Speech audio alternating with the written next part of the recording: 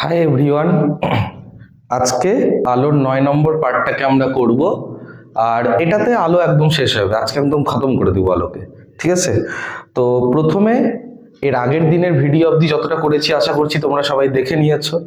আজকে আলোর নতুন একটা কিছু জিনিস জানবো, আর এটা দিয়েই ক্লাস 10-এর আলো মোটামুটি শেষ হবে। চ্যাপ্টারটা অনেকটা বড়, এই চ্যাপ্টার থেকে তোমাদের 12 নম্বর আসে মাধ্যমিকে, কি 2-1টা অঙ্কও থাকতে পারে, কিন্তু এটা স্কোরিং চ্যাপ্টার আছে, তো এটাকে একটু মন দিয়ে পড়তেই হবে।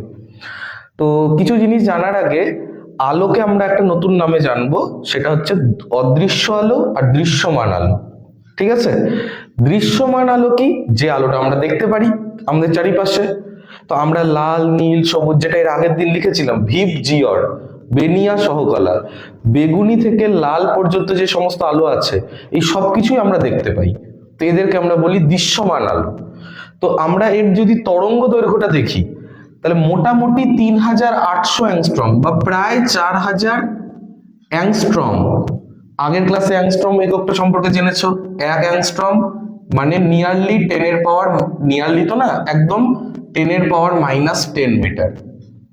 তো মোটামুটি 3800 এরকমই হয়, তো প্রায় 4000 কোনো বইয়ে লেখা থাকে। 4000 অ্যাংস্ট্রম থেকে 8000-এর কাছাকাছি কোনো আলোর যদি তরঙ্গ দৈর্ঘ্য হয়, তাহলে ওই আলোগুলো আমাদের চোখের রেটিনা সংবেদনশীলতা দেখায়, মানে আমরা ওই আলোগুলোকে দেখতে পাই। তো এগুলোকে আমরা বলি দৃশ্যমান আলো। কিন্তু এর বাইরেও আলো আছে যাদের তরঙ্গ দৈর্ঘ্য 4000-এর কম, 8000-এর বেশি, ওগুলো আমরা দেখতে পাই না, ওগুলোকে আমরা বলি অদৃশ্য আলো। তো ওই জন্য, আর এটা তোমরা পরবর্তীতে জানবে বা এখানে সামান্য আছে, যে আলো আসলে তড়িৎ চুম্বকীয় বর্ণালী বা তড়িৎ চুম্বকীয় তরঙ্গ। মানে আলোর মধ্যে তড়িৎ ক্ষেত্র, চুম্বক ক্ষেত্র, দুটো ভেক্টর একসাথে আছে।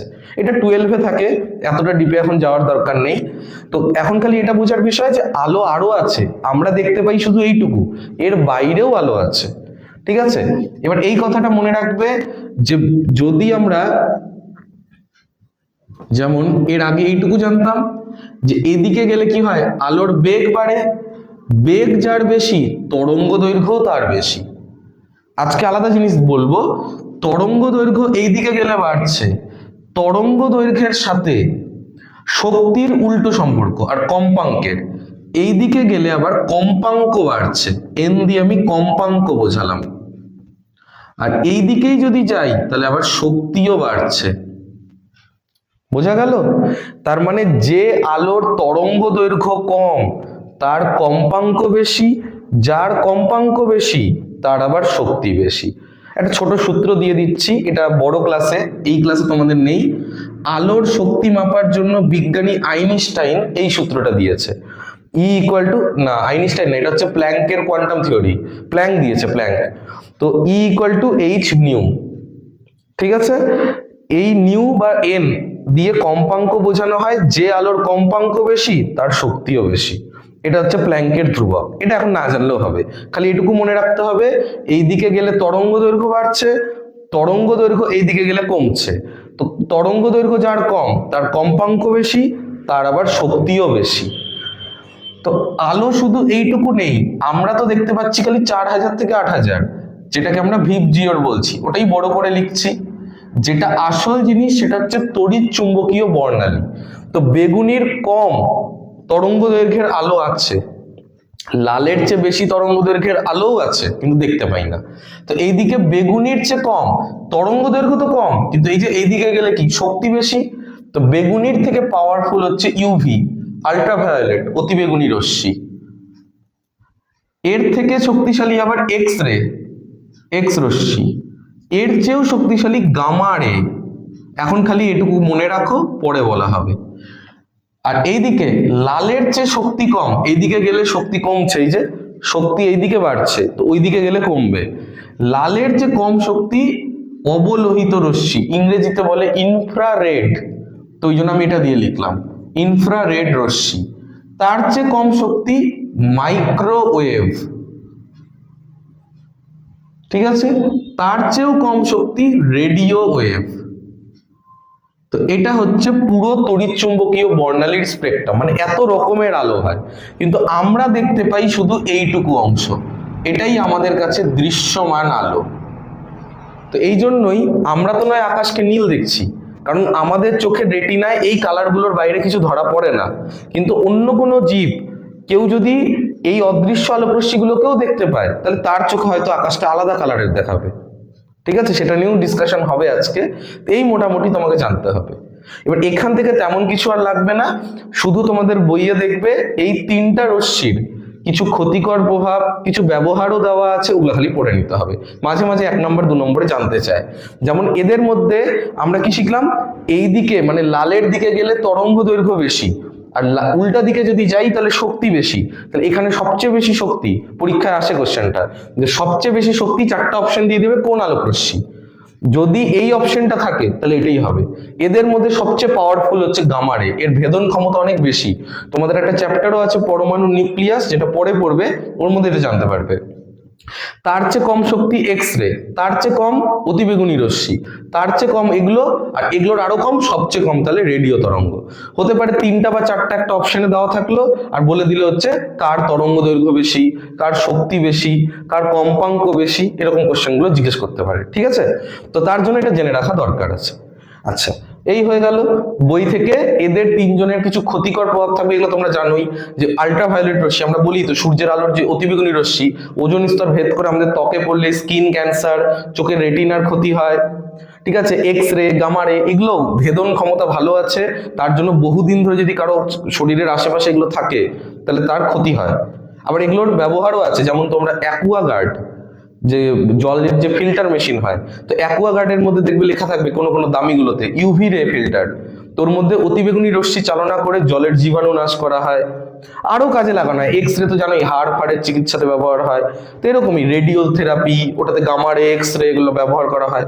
তো এগুলো একটু জেনে রাখতে হবে। ঠিক আছে, আচ্ছা, এরপরে যে জিনিসটা আমাদের জানতে হবে, মৌলিক বর্ণ এবং পরিপূরক বর্ণ। মৌলিক এবং পরিপূরক বর্ণ। পরিপূরক 3টা কালারের নাম মনে রাখবে, আর সি বি, না আর জি বি। এলইডি লাইট কিনতে গেলে এই নামটা শোনা আছে, RGB লাইট বলা হয়। তো লাল, সবুজ আর নীল, এই 3টা কালারকে বলা হয় মৌলিক বর্ণ। কেন বলা হয়? এই 3টা কালারের আলোকে উপযুক্ত অনুপাতে যদি মেশানো যায় তাহলে যে কোনো বর্ণের আলো প্রস্তুত করা যায়। এই 3টা বর্ণের আলোর সাহায্যে অন্যান্য রঙের আলোগুলোকেও তৈরি করা যায়, ওই জন্য এদেরকে বলে মৌলিক বর্ণ। ঠিক আছে, পরিপূরক বর্ণ মানে হচ্ছে এমন দু রঙের আলো, দুই রং, যেই দুটো রঙের আলো উপযুক্ত অনুপাতে যদি মেশাই তাহলে সাদা রঙের আলো পাবো। মানে এটা কিন্তু ছবি আঁকার রঙের সাথে ভাবলে হবে না, যে ছবি আঁকার সময় কি জানো হলুদের সাথে ডিপ সবুজ মিশিয়ে দিলে বা নীল কালারটা মিশিয়ে দিলে সবুজ কালার তৈরি হয়, এরকম ভাবলে হবে না। ওটা আলাদা, এটা আলাদা, কারণ আছে, কিন্তু ওগুলোতে এখন যাচ্ছি না, ওগুলো দরকারও নেই। তো পরিপূরক বর্ণ হচ্ছে এমন দুটি বর্ণ, যেই দুটি বর্ণের আলো যদি একে অপরের গায়ের উপর এসে পড়ে উপযুক্ত অনুপাতে তাহলে সাদা আলো সৃষ্টি হয়। তো এটাকে সহজে মনে রাখার উপায়, ভিপ জিওরটাকে যদি মনে রাখো তো দুপাশ থেকে একটা করে আলো নাও। বেগুনির পরিপূরক বর্ণ হচ্ছে লাল। কোথাও বেগুনি আর লাল আলো একসাথে উপযুক্ত অনুপাতে যদি ফেলা হয় তাহলে এই দুটো মিলে সাদা আলো সৃষ্টি করে। তেমনি আকাশির সাথে হবে অরেঞ্জ, ব্লুর সাথে হবে ইয়েলো, বইতে দেখবে লেখা আছে হলুদ এবং নীল, এরা হচ্ছে পরিপূরক বর্ণ একে অপরের। মানে কোথাও হলুদ আলো আর নীল আলো যদি উপযুক্ত পরিমাণে দেওয়া হয় তাহলে দুটো মিলে সাদা। এটা থেকেই একটা কোশ্চেন হয়। বাড়িতে তো সবাই দেখছো, স্কুলের জামা কাপড় যখন মা কাচেন, জামা কাপড় যতই ভালো করে কাচুক না কেন, তো নীল দেয় তো উজালা। নীল কেন দেওয়া হয়? নীল দিলে তো জামাটা নীল হবে, হ্যাঁ ঠিক মতো ইউজ না করে, বানাতে না পারলে বা ধুতে না পারলে তো হবেই। তো নীল দেওয়ার কারণটাই এটা, আমাদের শরীরের ঘাম বা ময়লা বা বিশেষ করে আমাদের এলাকার কোথাকার জল কেমন আমরা জানি না, কিন্তু জলের মধ্যে যদি আয়রন বেশি থাকে তাহলে ওই জলে জামা কাপড় পরিষ্কার করার পর, সবার বাড়ির আশেপাশের জলে আয়রন কম বেশি আছে, কিন্তু জলে আয়রন যত বেশি থাকে তত সাদা কালারের জিনিস ওই আয়রনের জলে যদি ধোয়া হয় তাহলে ওর মধ্যে হলদে হলদে দাগ পড়ে যায়, হলুদ হলুদ দাগ সৃষ্টি হয়ে যায়। তো এই কারণে জামা কাপড় শুধু কাচলে হয় না, ওই জামা কাপড়ে একটু নীল রং মেশায় দেওয়া হয়। তো এবার কি হয়, এখনই দেখালাম যে পরিপূরক বর্ণ হচ্ছে হলুদ আর নীল, এই দুটো মিলে কি কালার তৈরি করে, সাদা আলো তৈরি করে। তাহলে এর ফলে জামার মধ্যে যদি ওই জলে আয়রন থাকে তো সাদা জামাতে হলুদ ভাব সৃষ্টি হয়। তাহলে ওর মধ্যে যদি একটু নীল মেশানো যায় তাহলে হলুদ আর নীল পরিপূরক বর্ণ, এই দুটো মিশে জামাটাকে সাদা করে আর উজ্জ্বল করে তোলে, এই জন্য হচ্ছে ওই নীল মেশানো হয়। ঠিক আছে, কেমন? এটা মোটামুটি একটা বেসিক কোশ্চেন হিসাবে জেনে রাখতে হতো। নেক্সট, এবার আমাদের যে জিনিসটা জানতে হবে, বস্তুর বর্ণ কিভাবে সৃষ্টি হয়। মানে আমি যেমন এই জামাটা এখন পরে আছি, এটা ব্ল্যাক দেখাচ্ছে, এই জায়গাটা লাল, এই জায়গাটাতে সাদা, বোর্ডটা সাদা, এখানে পেছনে দেওয়ালটা হচ্ছে গোলাপি কালার দেখাচ্ছে। কি করে এই বস্তুগুলোর রং সৃষ্টি হচ্ছে? তো দু ধরনের বস্তুর সম্পর্কে জানতে হবে, একটা স্বচ্ছ, একটা অস্বচ্ছ বস্তু। প্রথমে অস্বচ্ছটা দিয়ে বলি। অস্বচ্ছ বস্তু কারা? যার গায়ে আলো ফেললে পেছনে ছায়া দেখতে পাচ্ছ। কেন ছায়া দেখতে পাচ্ছ? তার মানে আলো ওই বস্তুকে ভেদ করে যেতে পারেনি। তাহলে আলো যদি না যায় তাহলে ওখানে অন্ধকার হবে, ছায়া, তাহলে সেটা অস্বচ্ছ বস্তু। তো যেমন আমার জামার এই জায়গার কালারটা দেখাচ্ছে লাল, এটা লাল, এটা অস্বচ্ছ বস্তু, কারণ আলো এখানে পড়ার পর এর পরে যেতে পারছে না। এখান থেকে তাহলে আলো কি হচ্ছে, অস্বচ্ছ বস্তু এর আগেও পড়েছো, আলোকে প্রতিফলন করে। এবার তোমার চোখে, তুমি যদি আমার সামনে ভিডিওতে যেমন দেখছো বা আমার সামনে যদি এখানে দাঁড়িয়ে থাকো, তাহলে তোমার চোখে এটা লাল দেখাবে। কেন? এখান থেকে তাহলে মানে যে কালারের আলোটা প্রতিফলন হয়ে তোমার চোখে পৌঁছালো সেই কালারেরই দেখা যাবে। তো এটাই হচ্ছে কারণ যে অস্বচ্ছ বস্তুর বর্ণ কিভাবে সৃষ্টি হয়, যে বর্ণের আলোকে প্রতিফলন করে, যে বর্ণের আলো প্রতিফলন করে অস্বচ্ছ বস্তু, ওই বস্তুকে সেই রঙেরই দেখায়। ঠিক আছে, এটা থেকে কোশ্চেন আসে, গাছের পাতা সবুজ কেন? ও জীবন বিজ্ঞানের দিকে ভাবলে হবে না যে ক্লোরোফিল থাকে, এই থাকে, ওই থাকে, ওগুলা আলাদা কথা। ভৌত বিজ্ঞানের যুক্তি অনুযায়ী যেহেতু গাছের পাতায় যদি সূর্যের আলো পড়ে, তো সূর্যের আলোতে 7টা কালার আছে, এদের মধ্যে সবুজ কালারের আলোটাও প্রতিফলন করে। পাতা অস্বচ্ছ বস্তু, পাতার গায়ে 7টা আলো পড়লো, পাতা সবুজ কালারটাকে কি করে, প্রতিফলন করে। তাহলে বাকি আলোর কালারগুলোকে কি করে, মনে রাখবো, শোষণ করে নেয়, শুষে নেয়। তাহলে অন্যান্য সব কালারের আলো, এই 7টা কালারের আলো যখন গিয়ে পড়ছে সবুজ পাতায়, তখন সবুজ কালার যেটা, এটা বাদে বাকি বর্ণের আলোগুলোকে শোষণ করে নেয়। এবার যেটা শোষণ করছে তাহলে ওটা তো আমার চোখে আসছে না, ও তো নিয়ে নিচ্ছে, কিন্তু সবুজ কালারের আলোটাকেও প্রতিফলন করছে, করে ছড়িয়ে দিচ্ছে। এবার আমরা যখন দেখছি আমাদের চোখে পাতা থেকে সবুজ কালারটা আসছে, তো আমরা ওকে সবুজ রঙের দেখতে পাচ্ছি। এই হচ্ছে উত্তর। কোনো জবা ফুল, গোলাপ ফুল না, কোনো জবা ফুল, গোলাপ ফুল দিয়েও বুঝতে পারো, ঠিক আছে? জবা ফুল যেমন লাল দেখায়, কেন? তার মানে ওর গায়ে 7টা কালারের আলো বা সাদা আলো যদি ফেলা হয়, লাল কালারটাকেও কি করছে, প্রতিফলন, আর বাকি কালারগুলো কি করছে, শোষণ, ওই জন্য ওকে লাল দেখায়। এভাবে যে কোনো বস্তুর বর্ণ জানতে পারবে। এবার তাহলে আমার যে সোয়েটারটা, এটা এই জায়গাতে কালো, এখানে সাদা কেন দেখাচ্ছে? আমি আগের যে ভিডিওটা সেটাতে বলেছিলাম সাদা আর কালো আলোর দিক থেকে কোনো রং না। এই জায়গাটা কালো দেখাচ্ছে কেন? সোয়েটারের এই অংশটা সমস্ত বর্ণের আলো যেটা এর গায়ে এসে পড়ছে শোষণ করে নিচ্ছে। তাহলে সবই যদি শোষণ করে তাহলে কোনো আলো প্রতিফলন হচ্ছে না, তাহলে ওই বস্তুকে কালো দেখাবে। আর এই জায়গাটা সাদা বা বোর্ডটা সাদা দেখাচ্ছে কেন? যে কালারের আলোই এসে পড়ছে না কেন, সমস্ত কালারের আলোকে ও প্রতিফলন করে দিচ্ছে, ও কোনো আলোকেই শোষণ করছে না, সেই জন্য ওকে সাদা দেখাচ্ছে।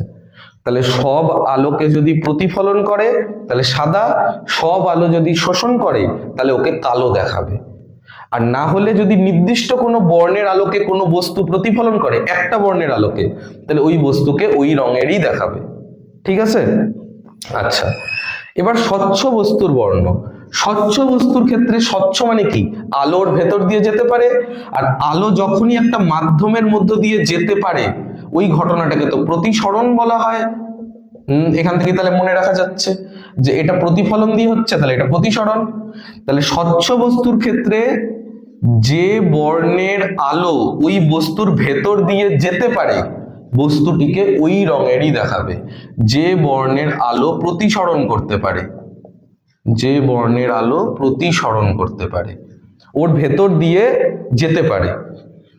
এবার অনেকেই নিশ্চয়ই দেখেছো, স্বচ্ছ বস্তু বলতে তো কাঁচ, পরিষ্কার জল, বাতাস, এগুলো। লাল রঙের, নীল রঙের কাঁচ তো হয় অনেকের বাড়িতে জানালায় লাগায়।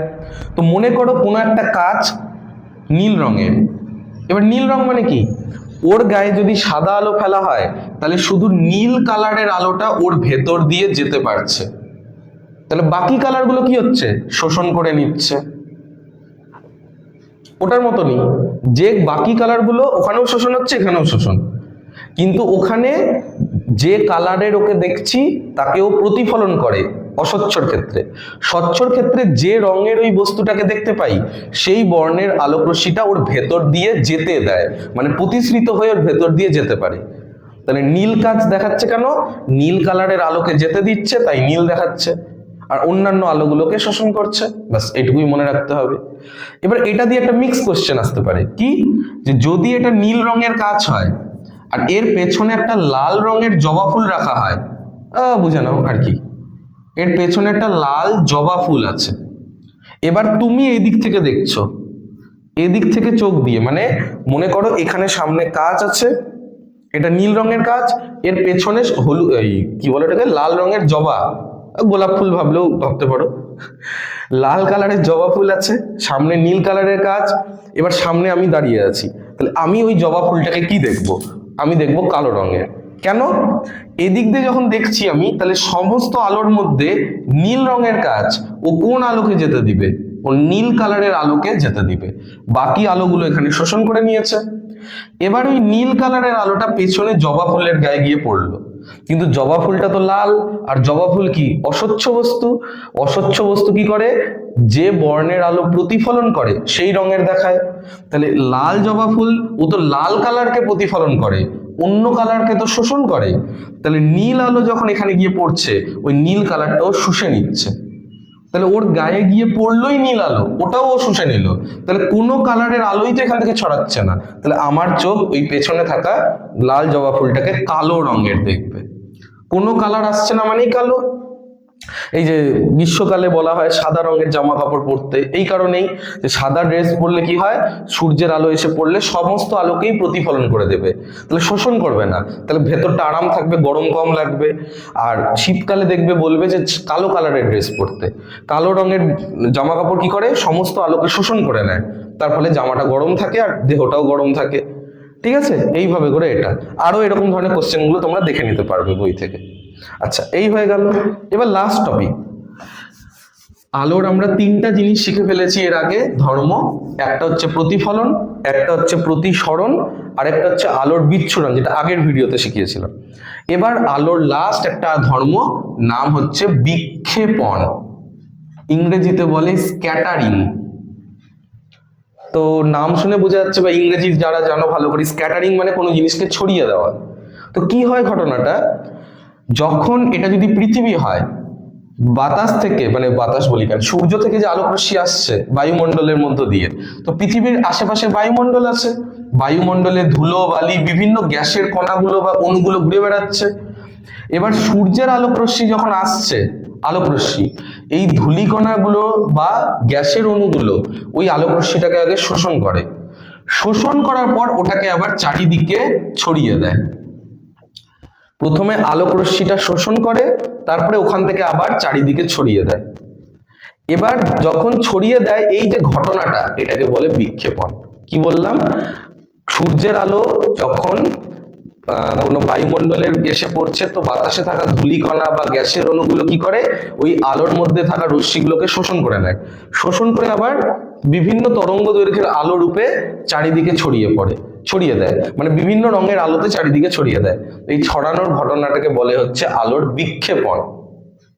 ঠিক আছে, এবার এই বিক্ষেপণ থেকে অনেক রকমের কোশ্চেন আসে। তার আগে একটা জিনিস জানতে হবে, আলো ছড়াচ্ছে, তাহলে যে রঙের আলোটা বেশি ছড়াবে সেই কালারেরই আমি কোনো জিনিসকে বেশি দেখতে পাবো, উজ্জ্বল দেখতে পাবো।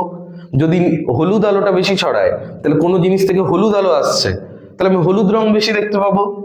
তো জিনিসটা এরকম, এটা রিলেটেড বিজ্ঞানী লর্ড, বইয়ের মধ্যে পাবে, লর্ড র্যালে এর একটা সূত্র আছে। সূত্রটা কি, বিক্ষিপ্ত আলোর তীব্রতা, যে আলোটা ছড়াচ্ছে সেটা যত বেশি ছড়াবে তত আমার চোখে উজ্জ্বলতা বেশি লাগবে। উজ্জ্বলতাটাকে আমরা তীব্রতাও বলি আলোর। তো বিক্ষিপ্ত আলোর যে তীব্রতা, ইংরেজিতে তীব্রতাকে ইন্টেন্সিটি বলা হয়, সেই কারণে আমরা এটাকে আই, বড় হাতের আই দিয়ে লিখছি। এটা বিজ্ঞানী র্যালের সূত্র। কি? বিক্ষিপ্ত আলোর যে তীব্রতা, এই কথাটা বলতে হবে, সেটা আলোর যেটা তরঙ্গ দৈর্ঘ্য, আশা করি জানো তরঙ্গ দৈর্ঘ্য ল্যামডা চিহ্ন দিয়ে লেখা হয়। তরঙ্গ দৈর্ঘ্যের চতুর্থ ঘাত মানে পাওয়ারের 4 ওর সাথে ব্যস্তানুপাতিক। কোন জিনিস ব্যস্তানুপাতিক মানে 1/, আকারে সেটাকে লিখে এই চিহ্নটা দিয়ে দিতে হয়। ব্যস্তানুপাতিক মানে কি? একজন বাড়লে আরেকজন কমে। তাহলে যে আলোর তরঙ্গ দৈর্ঘ্য যত বেশি, যার ল্যামডার ভ্যালু যত বেশি, তার ভাগফলটা কমে যাবে। কমে গেলে আই এর ভ্যালু কমবে। ল্যামডা যার বেশি তার আই এর ভ্যালু কম। তার মানে সেই আলোটার তীব্রতা কম। কেন? তার মানে সেই আলোটার বিক্ষেপণও কম হয়েছে। তো এইভাবে মনে রাখতে হবে, যার ল্যামডা বেশি তার আই কম। তাহলে মনে আছে আমাদের যে ভিপজিআর, এই আলোগুলোই আমরা দেখতে পাই খালি। এদের মধ্যে আমি মনে করে দেখো বলছিলাম যে এই দিকে গেলে বেগ বাড়ছে, আর এই দিকে গেলে তরঙ্গ দৈর্ঘ্য আলোর বাড়ছে। তাহলে তরঙ্গ দৈর্ঘ্য যদি বাড়ে তাহলে আই এর ভ্যালু আবার কমবে। তার মানে এই দিকে গেলে আই বাড়ছে। যার ল্যামডা বেশি তার আই কম। ল্যামডা এদিকে বেশি তাহলে আই কম। তার মানে সবচেয়ে কম কোন রঙের আলো ছড়ায়? লাল। আর সবচেয়ে বেশি ছড়াবে কোন আলো? বেগুনি। ছড়াবে বলতে বিক্ষেপণ বেশি হবে।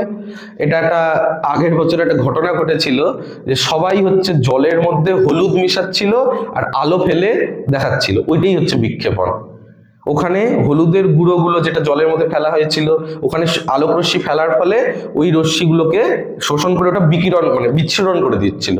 বিচ্ছুরণ বলি কেন, মানে বিক্ষেপণ করে দিচ্ছিল। তার ফলে ওটাকে চকচক চকচক দেখাচ্ছিল। এটা হয়তো ক্লাস 9-এ একটা ঘটনাও পড়েছে, টিন্ডাল প্রভাব। ওই টিন্ডাল প্রভাবটা ওখানে হচ্ছিল। তো এটাই আর কি। তো যে আলোর তরঙ্গ দৈর্ঘ্য যত বেশি হবে তার বিক্ষেপণ তত কম হবে। তাহলে সবচেয়ে কম বিক্ষেপণ হয় লাল, সবচেয়ে বেশি হয় বেগুনি। এখান থেকে খুব গুরুত্বপূর্ণ একটা কোশ্চেন আলোচনামূলকভাবে আসে যে আকাশকে কেন নীল দেখায়।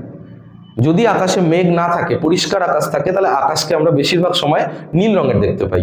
কেন এরকমটা হয়? কারণ আমরা এই যে এখনই দেখলাম যে সবচেয়ে বেশি ছড়াবে কোন আলো? বেগুনি। তো আকাশ তো তাহলে বেগুনি হওয়া উচিত ছিল আমাদের চোখে, কিন্তু আমরা আকাশকে নীল দেখি। তো ছড়াচ্ছে বেগুনি কালারটাই বেশি, কিন্তু আমাদের চোখের যে রেটিনার যে কোষগুলো, রড কোষ, কোন কোষ আছে, সেই কোষগুলোতে বেগুনি আলোর সংবেদনশীলতা কম।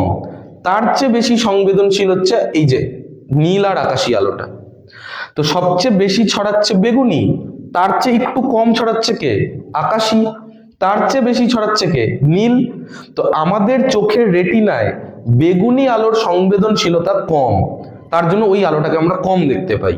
আকাশি, নীল এই আলোগুলো বেগুনির চেয়ে বেশি আমাদের চোখে সংবেদনশীল। তো ছড়াচ্ছে বেগুনি বেশি, তবু আমরা আকাশকে নীল দেখতে পাচ্ছি। তো এই জন্যই যে কোনো প্রাণীর চোখে যে আলোর সংবেদনশীলতা বেশি, ও আকাশকে ওই রঙেরই দেখবে। আমার চোখে নীল, অন্য কোনো প্রাণীর চোখে অন্য কিছুও হতে পারে। ঠিক আছে?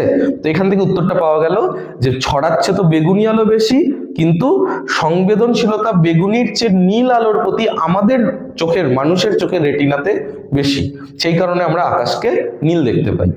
আচ্ছা, এখান থেকে আরো একটা কোশ্চেন হয়, যেমন বইতে এরকম কোশ্চেন অনেক পাবে। চাঁদে গিয়ে যদি তোমাকে ছাড়া হয়, বা কোনো মহাকাশচারী তাদেরকে রকেটে করে নিয়ে যদি পৃথিবীর বায়ুমণ্ডল থেকে বাইরে বেরিয়ে যায়, তারা কিন্তু আকাশকে আর নীল রঙের দেখবে না। ঠিক আছে? চাঁদে গিয়েও দেখলেও আকাশকে নীল দেখবে না, তখন কালো দেখাবে। কেন? কারণ চাঁদে হচ্ছে বায়ুমণ্ডলটাই নেই। এটা যদি চাঁদের পৃষ্ঠ হয়, চাঁদে বাতাস নেই, তাহলে বাতাসের মধ্যে থাকা গ্যাস, ধুলোবালি এগুলো উঠছে না। তাহলে সূর্যের আলো তো আসছে চাঁদে, কিন্তু ধূলিকণা না থাকাতে আলোর বিক্ষেপণটা হচ্ছে না। তাহলে আলো যদি বিক্ষেপিতই না হয়, তাহলে কোনো আলোই ছড়াচ্ছে না, তাহলে কোনো রঙেরই দেখবো না। আর কোনো রং না মানে কালো রঙের দেখাবে।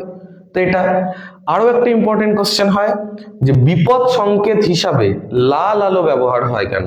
আর সম টাইপের কোশ্চেন যখন সূর্যোদয় হয় বা সূর্যাস্ত হয়, সূর্য উঠছে পূর্ব দিকে, যখন অস্ত যাচ্ছে পশ্চিম দিকে, ওই সময়ে আকাশের ওই জায়গাগুলোকে দেখবে একটু লালচে লালচে কালারের দেখাবে। এটা কেন হয়? তো এটারও কারণ এটা, যে এটা যদি পৃথিবী হয় তাহলে সূর্য, মানে সূর্য তো বড়, এখন বোঝানোর জন্য দেখাচ্ছি। তো সূর্যের আলো যখন পড়ছে আমাদের পৃথিবীতে তখন কি হয়, এই অংশটা অন্ধকার, তাহলে এইদিকে রাত এইদিকে দিন।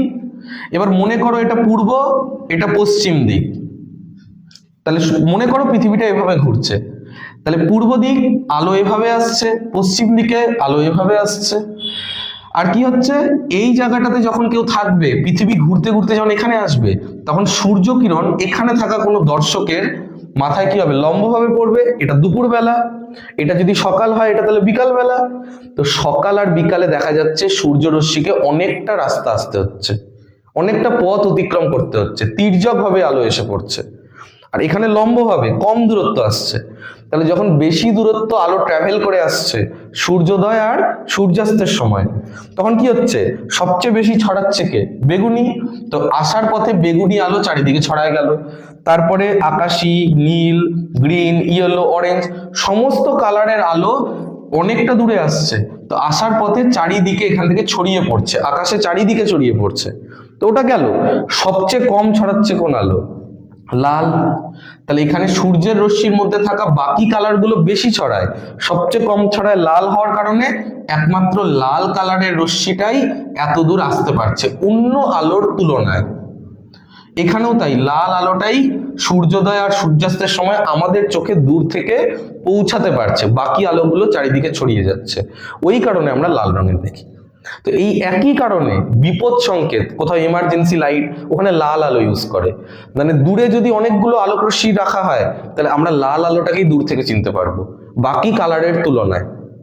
যত দূরে রাখবো লাল আলো তাও যদি বুঝতে পারি, অন্য আলোগুলোকে বুঝতে পারবো না, কারণ বাকি কালারের আলোগুলো আসার সময় বাতাসের ধুলো বালি গ্যাসের অণুগুলো দিয়ে চারিদিকে ছড়িয়ে যাচ্ছে, শুধু লাল আলোটাই সোজা আমার চোখে আসতে পারছে, এই জন্য লাল দেখাবে। ঠিক আছে, এর সাথেই আলোর চ্যাপ্টারটা শেষ হয়ে গেল। আশা করি সব বুঝাতে পেরেছি। যদি কোনো অসুবিধা থাকে তাহলে কমেন্টে জানিও, আমি নেক্সট ভিডিওতে আবার করে সেগুলো সলভ করে দেওয়ার চেষ্টা করবো বা করেই দেবো। ঠিক আছে, আলোর অঙ্কগুলো বাদ রাখা হয়েছে, অঙ্কগুলো পরবর্তীতে একটা ভিডিও তার মাধ্যমে দেওয়া হবে। তো পড়তে থাকো সবাই, ভালো থেকো, টাটা।